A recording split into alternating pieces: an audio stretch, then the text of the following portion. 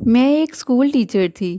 6 ماہ تک ایک شخص اسکول جاتے ہوئے میرا تعاقب کرتا رہا، مگر وہ ایک بار بھی پیچھے نہ ہٹا۔ اور پھر ایک دن اس کی والدہ میرا رشتہ لے کے آ گئی اور ہماری شادی ہو گئی۔ کچھ ماہ بعد جب میں میکے آئی اور پھر واپس اپنے گھر آئی تو یہ دیکھ کر میرے تو ہوش اڑ گئے کہ میرا شوہر… میں گھر میں سب سے بڑی بہن تھی۔ والد صاحب اسکول ٹیچر تھے۔ ابو کی ملازمت سے گھر کا گزارا اب مشکل ہوتا۔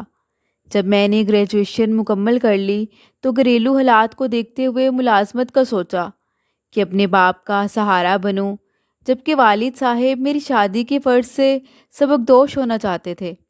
امی جان نے ان سے کہا، عائشہ کے ابو، جب تک کوئی اچھا رشتہ نہیں آتا اسے ملازمت کرنے دو۔ اچھا ہے کچھ پیسے ہاتھ آ جائیں گے تو اس رقم کو جوڑ کر عائشہ کا جہیز تیار کر لوں گی۔ بیٹی کی عزت سسرال میں اچھے جہیز سے ہوتی ہے، کیونکہ یہی ہمارے معاشرے کا دستور ہے۔ ابو کہتے کہ زمانہ خراب ہے، بیٹیوں کو وقت پر ہی ان کے گھر کا کر دینا چاہیے۔ امی کے سمجھانے پر بالآخر ابو نے مجھے اجازت دے دی۔ انہوں نے محکمہ تعلیم میں اپنے دوست سے کہہ کر مجھے اسکول میں ٹیچر لگوا دیا، تاہم یہ شرط رکھی کہ بیٹی برقع اوڑھ کر پڑھانے جایا کرو گی۔ جب میں طالبہ تھی برقع نہیں پہنتی تھی، البتہ چادر لے لیا کرتی تھی۔ اب نقاب کی بھی شرط ابو نے لگا دی تو مجھے بڑی الجھن ہوئی کہ آخر انہوں نے ایسا کیوں کیا ہے۔ امی نے سمجھا بجھا کر مجھے پرسکون کیا۔ بولیں، بیٹی تمہارا کالج گھر سے زیادہ دوری پر نہ تھا، مگر اب جہاں نوکری لگی ہے وہ اسکول سے قدرے دور ہے اور تمہیں اکیلے جانا ہوگا۔ تم چونکہ اچھی صورت والی ہو، ہم چاہتے ہیں کہ تم پر کوئی بری نظر نہ ڈالے۔ میں واقعی کافی خوبصورت تھی۔ سوچا امی ابو نے ٹھیک ہی سوچا ہوگا۔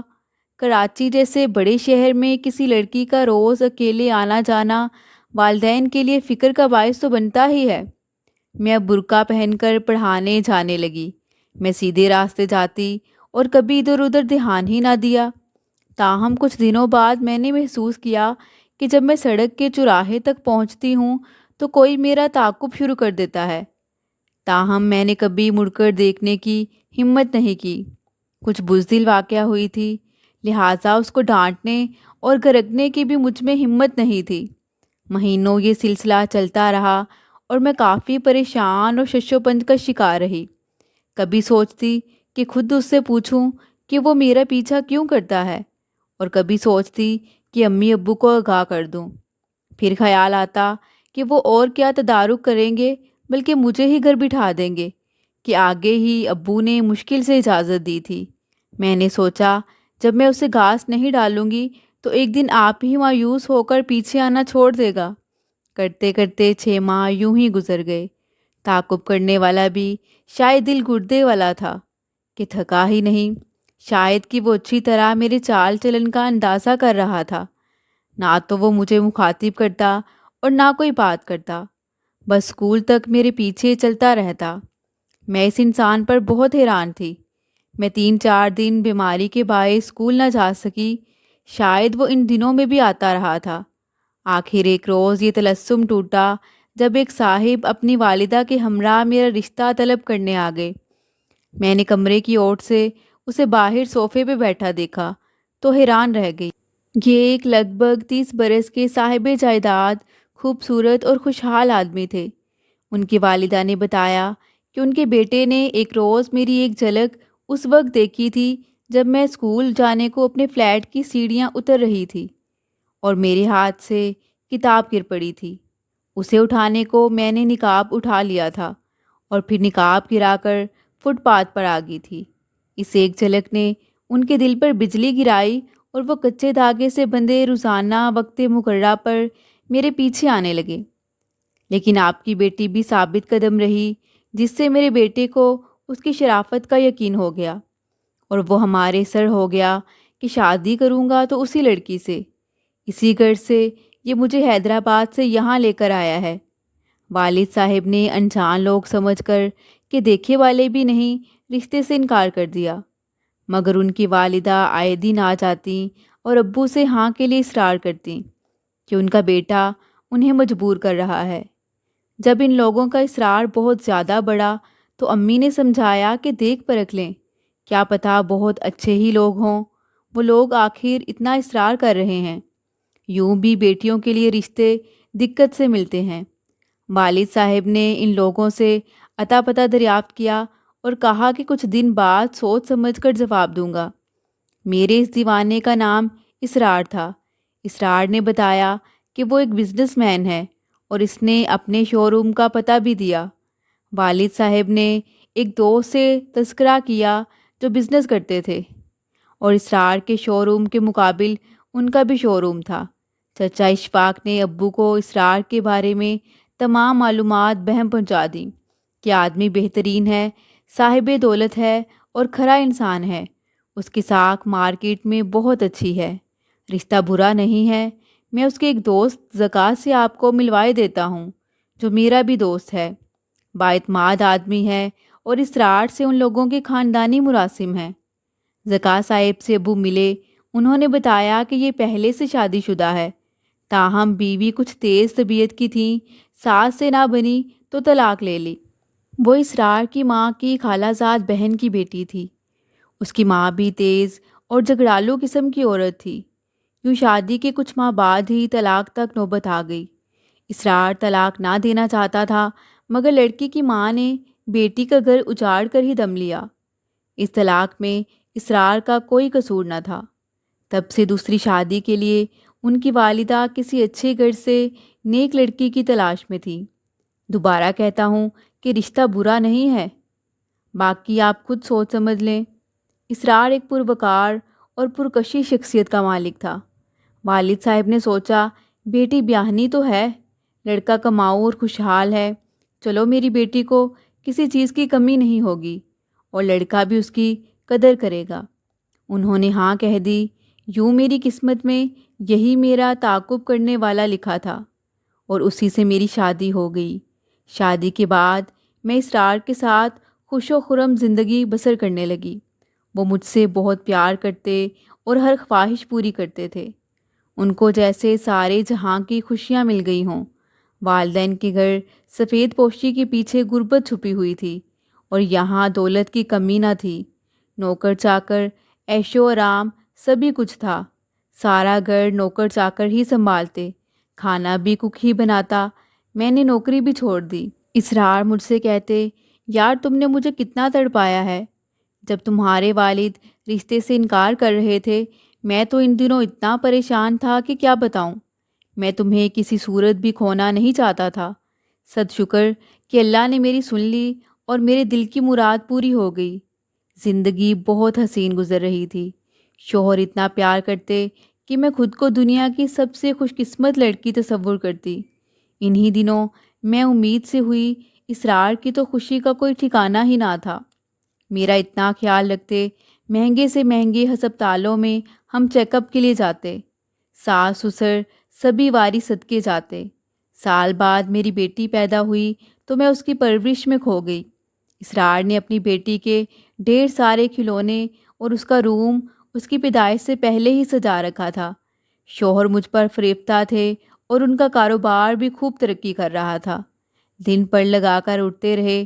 اسرار مجھے بہت کم میکے جانے دیتے کہ تمہارے بغیر میرا 2 دن بھی گزارا نہیں۔ یوں غم کا سایہ بھی سسرال والوں اور اسرار نے مجھ پر پڑنے نہ دیا۔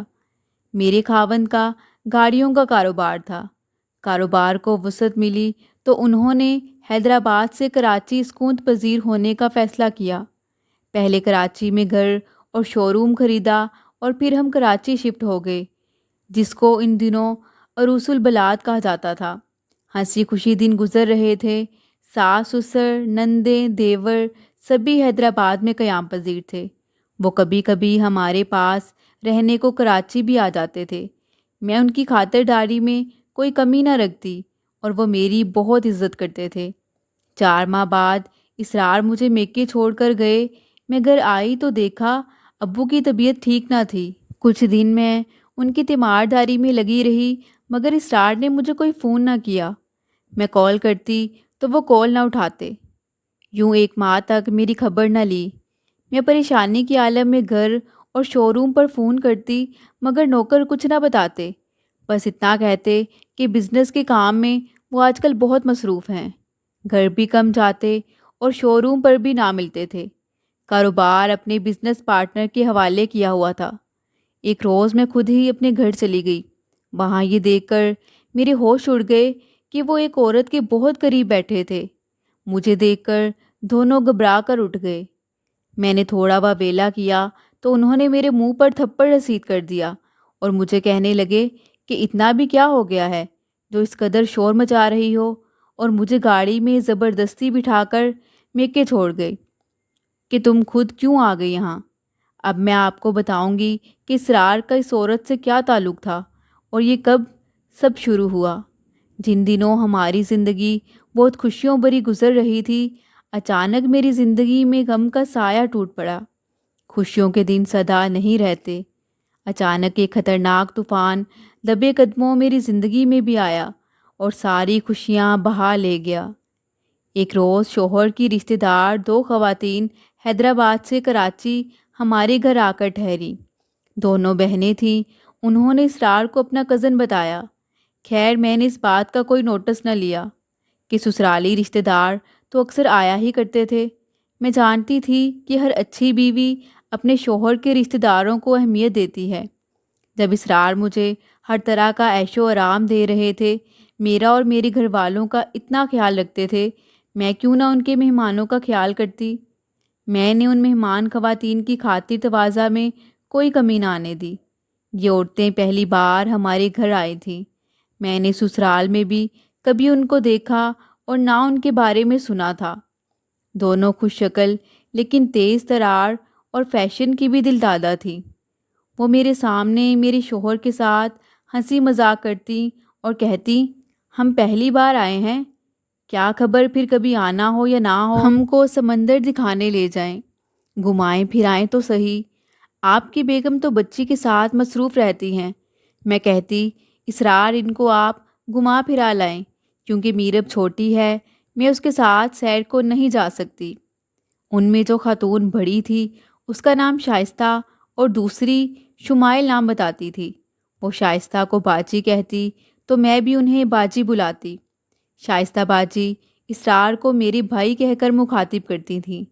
تاہم میں نے غور نہ کیا کہ جس طرح شائستہ باجی اسرار سے اپنائیت کے ساتھ گپ شپ کرتی ہیں، اس طرح شمائل نہیں بولتی۔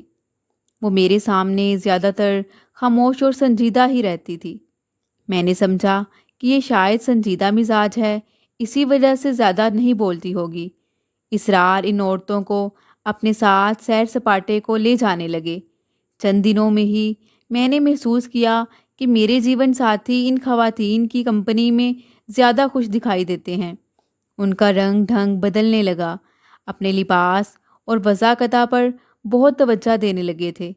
مجھے لگا کہ وہ بدل رہے ہیں، اور یہ سب کچھ اتنی تیزی سے ہوا کہ میں سوچ میں ڈوبی رہ گئی۔ سیر کے بہانے یہ لوگ ہوٹل اور ریسٹورنٹس میں بھی جانے لگے۔ 10-11 بجے کے گئے، شام کے بعد واپس آتے۔ میرا ماتھا ٹھنک گیا۔ اسرار میری ذات سے بالکل ہی غافل اور بیگانہ ہو رہے تھے۔ کھانے کی میز پر وہ میری کمی کو محسوس نہ کرتے اور نہ مجھے آواز دے کر یا کسی ملازمہ ہی کو کہہ کر بلاتے۔ نوکر کھانا لگا دیتے اور یہ تینوں ڈائننگ ہال میں جا کر مزے سے گپ شپ کرتے ہوئے کھانے لگتے۔ جب جی چاہتا بغیر مجھ کو اطلاع کیے گاڑی نکال کر سیر کو چل دیتے۔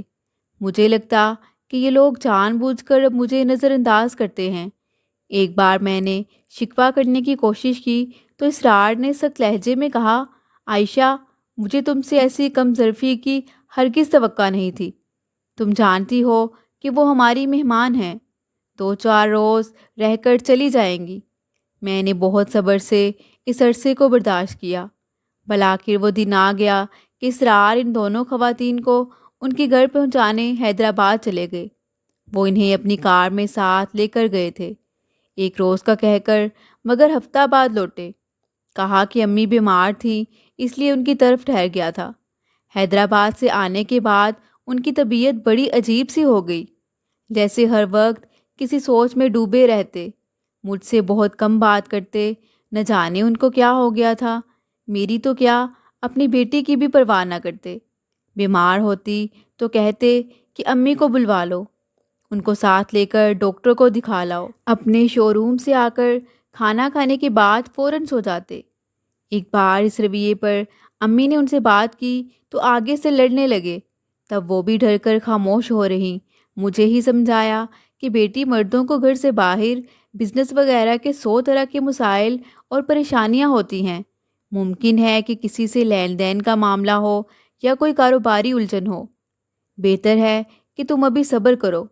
خدا تم دونوں کو ہر طرح کی پریشانیوں سے بچائے کہ چند روز میں آپ ہی ٹھیک ہو جائیں گے۔ مگر ایسا نہ ہوا، یہاں تک کہ ان کے اور میرے درمیان ایک وسیع خلیج حائل ہو گئی۔ میں بات کرنے کی کوشش کرتی تو وہ جواب نہ دیتے۔ اگر قریب ہونے کی کوشش کرتی تو جیسے انہیں غصہ آنے لگتا تھا۔ میں انہیں ان کی مجھ سے محبت یاد دلاتی تو اور بھڑک جاتے، جیسے وہ میرے پاس ہو کر بھی میرے پاس نہیں تھے۔ اور پھر ایک روز ان کو شمائل کی طرف سے کوئی ایسا پیغام ملا کہ وہ مجھے ابو کے گھر چھوڑ گئے، اور پھر ایک ماہ تک خبر ہی نہ لی، اور میں خود ہی گھر چلی گئی جہاں وہ شمائل کے بہت ہی قریب بیٹھے پائے گئے، اور پھر احتجاج پر مجھے تھپڑ مار کر میکے چھوڑ گئے۔ 2 ماہ گزر گئے، اسرار نے نہ کوئی فون کیا اور نہ مجھے لینے آئے۔ میں سخت پریشان تھی، دل میں منفی سوچوں کا تلاطم برپا تھا۔ سسرال فون کرتی تو وہ بھی مجھے کوئی خاطر خواہ جواب نہ دیتے، بلکہ صبر کرنے کو کہتے۔ میں اب ابو کے آگے ہاتھ جوڑتی، خدا کے لیے مجھے میرے گھر پہنچا دیجیے، ایسا لگتا ہے کہ کچھ ہونے والا ہے۔ بالآخر ابو مجبور ہو کر پہلے میرے گھر گئے، مگر اسرار نہ ملے۔ ان کے لیے پیغام چھوڑ آئے، مگر جواب نہ آیا تو وہ حیدرآباد ان کے والدین کے گھر چلے گئے۔ وہاں جا کر معلوم ہوا کہ اسرار نے اپنی سابقہ بیوی یعنی شمائل سے دوبارہ نکاح کر لیا ہے۔ اسرار سے طلاق کے بعد شمائل نے دوسری شادی کی، مگر دوسرے شوہر سے بھی نباہ نہ ہو سکا تو اس سے بھی خلا لے لی۔ اب دوبارہ میرے شوہر سے دوبارہ نکاح کر لیا۔ وہ ساس کی بھانجی تھی، بہن ان کے پاؤں پکڑ کر بیٹھ گئی، معافی تلافی ہو گئی، اور یوں شمائل کو انہوں نے دوبارہ سے بہو قبول کر لیا۔ مجھ سے ان لوگوں نے اس راز کو چھپا رکھا تھا۔ والد صاحب کو اسرار کے والد نے سب کچھ بتا دیا اور کہا کہ شمائل کا باپ ہے اور نہ بھائی، اور وہ میری بیوی کی بھانجی ہے۔ دوسرے شوہر نے طلاق دے دی ہے، پھر سے ادھر رخ کر لیا۔ میں اس نکاح کے حق میں بالکل نہ تھا۔ شاید میری بیوی بھی اس کو قبول نہ کرتی، مگر شمائل نے طلاق بھی خود اسرار سے اصرار کر کے حاصل کی تھی، اور اب خود دوبارہ سے اس کو نہ جانے کیسے راضی بھی اسی نے کیا ہے۔ اسرار نے اس کے ساتھ دوبارہ شادی اپنی مرضی سے کی ہے۔ اس میں ہمارا کوئی ارادہ اور اختیار بالکل شامل نہیں ہے۔ ہم بیٹے کے آگے مجبور تھے اور آپ لوگوں سے معافی چاہتے ہیں۔ میرے والد صاحب نے کہا، اگر آپ کے بیٹے نے دوبارہ اپنی پہلی بیوی کو نکاح میں لانا تھا تو پھر میری بیٹی سے شادی کر کے اس کی زندگی کیوں برباد کی؟ اسرار کے والد نے کہا کہ میں اسرار کو ہی بلواتا ہوں محترم، آپ خود اپنے داماد سے بات کر لیں۔ انہوں نے اسرار کو فون کیا کہ گھر آ جاؤ، تم سے ملنے کچھ مہمان آئے ہیں۔ آدھ گھنٹے میں وہ آ پہنچا۔ والد صاحب کو دیکھتے ہی اس کا رنگ بدل گیا۔ اس سے پہلے کہ ابو اس سے باس پرس کرتے، اس نے خود ہی پیش قدمی کر دی۔ کہنے لگا، میں جانتا ہوں آپ جو کہنے والے ہیں، اس لیے جواب پہلے ہی سن لیں۔ فی الحال آپ کی بیٹی آپ کے گھر رہتی رہے گی، میں خرچہ دیتا رہوں گا۔ اگر اس کو یا آپ کو یہ منظور نہیں ہے اور طلاق لینا چاہتے ہیں تو میں وہ بھی دینے کو تیار ہوں، مگر میری بیٹی مجھے دینی ہوگی۔ رہ گیا دوسری شادی کا سوال، تو مرد دوسری اور تیسری شادی کرتے ہی ہیں۔ میں نے بھی کچھ غلط نہیں کیا۔ میری پہلی بیوی نے جذبات میں آ کر علیحدگی کی بات کر دی تھی، اور اس کی ماں نے اس کی طلاق دلوا دی تھی۔ میں 2 بیویوں کی کفالت آسانی سے کر سکتا ہوں، تو آپ کس بات کی باس پرس کرنے والے ہیں مجھ سے؟ کہ ٹکا سا جواب سن کر میرے والد صاحب بغیر بات بڑھائے گھر آ گئے۔